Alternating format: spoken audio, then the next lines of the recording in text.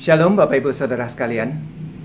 Saya yakin setiap kita pasti memiliki lagu nostalgia yang kita sukai. Lagu yang ketika kita dengar itu akan kembali mengingatkan kita akan masa-masa yang penuh dengan kenangan di masa lalu. Bisa jadi lagu itu adalah lagu yang sangat terkenal ketika mungkin masa pacaran kita.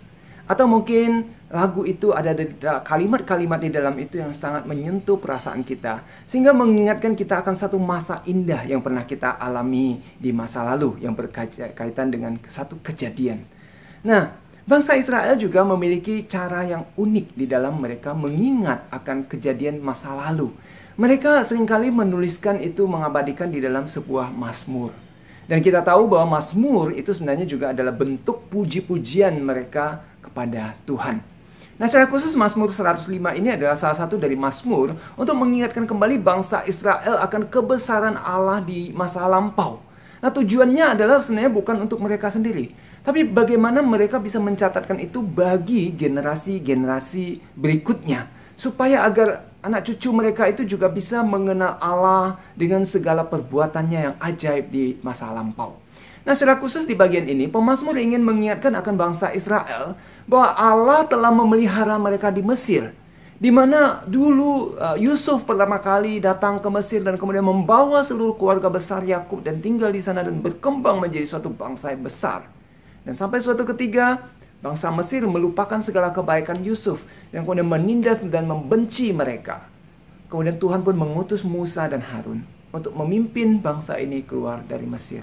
Dan tentu mereka tidak begitu mudah untuk itu. Mereka menghadapi banyak tantangan sehingga Allah melakukan keajaiban-keajaiban. Ada 10 tulah yang Allah kerjakan di tengah bangsa Mesir. Sehingga pada akhirnya orang-orang Mesir ini menyerah dan membiarkan bangsa Israel keluar dari tanah mereka. Dalam perjalanan menuju tanah perjanjian selama 40 tahun, itu bukan tidak tanpa tantangan. Banyak tantangan mereka hadapi. Bagaimana mereka makan, bagaimana mereka minum. Dan ternyata Tuhan mencukupkan semua itu. Tuhan memberikan mereka mana, Tuhan juga memberikan mereka burung puyuh, dan bahkan air bisa mengalir keluar dari sebuah batu. Dan itu adalah satu keajaiban. Dan bahkan di padang gurun yang begitu panas di siang hari, Tuhan memberikan tiang awan untuk melindungi mereka. Dan malam hari begitu dingin, Tuhan memberikan tiang api untuk menghangatkan dan juga sebagai penerang bagi mereka. Dan semua itu mereka ingat, mereka catat di dalam mazmur ini untuk anak cucu mereka.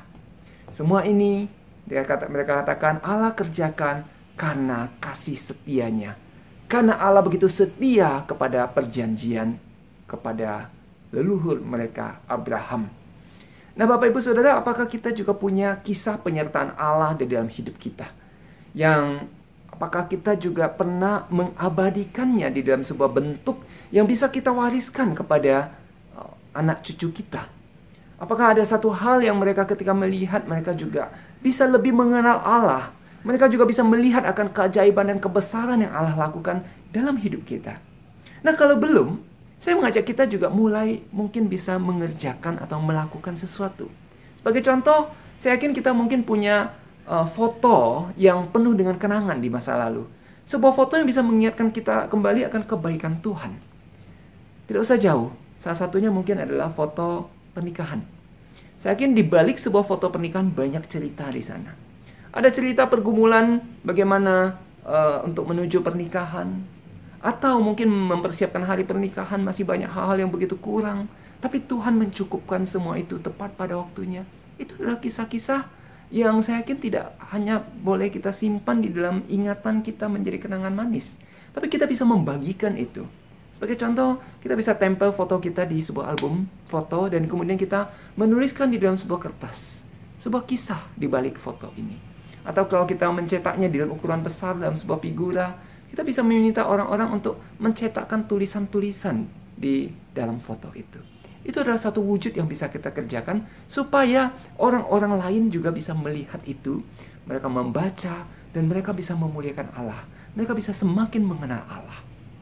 Kiranya itu juga boleh kita kerjakan. Seperti yang juga pemazmur katakan di bagian ini, di bagian akhir, Mereka melakukan semua catatan ini tujuannya adalah agar supaya mereka tetap mengikuti ketetapannya dan memegang segala pengajarannya.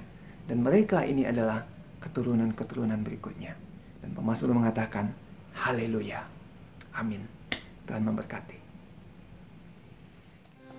Bawa hidupku sekarang ke tempat kudus-Mu Tuhan, di mezbah-Mu ku